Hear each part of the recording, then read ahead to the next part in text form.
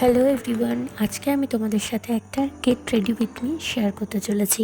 প্রথমে আমি আজকে রেডি হয়েছিলাম এই জিন্স আর কুর্তিটা পরে।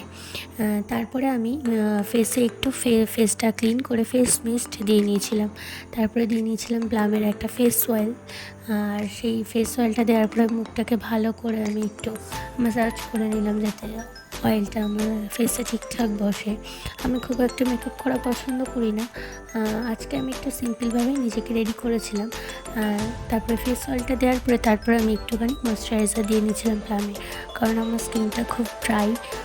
এগুলো যদি ঠিকঠাক করে না দিই তাহলে আমার খুব প্রবলেম হয়। ঠিক একইভাবে ময়েশ্চারাইজার লাগানোর পরে ফেস অয়েল যেভাবে দিয়ে ম্যাসাজ করেছিলাম, ময়েশ্চারাইজার দিয়েও একটু ভালো করে ম্যাসাজ করে নিয়েছিলাম, যাতে ময়েশ্চারাইজারটা স্কিনে ভালো করে বসে।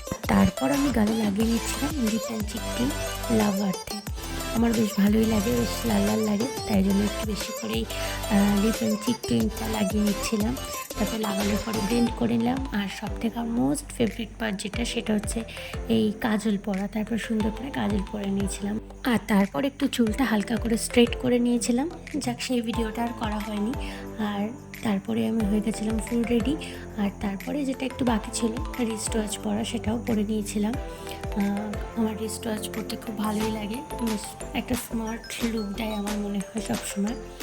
আর তারপরে স্মার্ট ওয়াচ পরে নিজেকে খুব ভালোও লাগছিলো, যেহেতু বারবার করে নিজেকে দেখছিলাম। আর এই যে আমি হয়ে গেছিলাম রেডি, আর তারই ক্লিপ নিচ্ছিলাম। আমার বেশ নিজেকে বেশ কিউট কিউট লাগছিলো।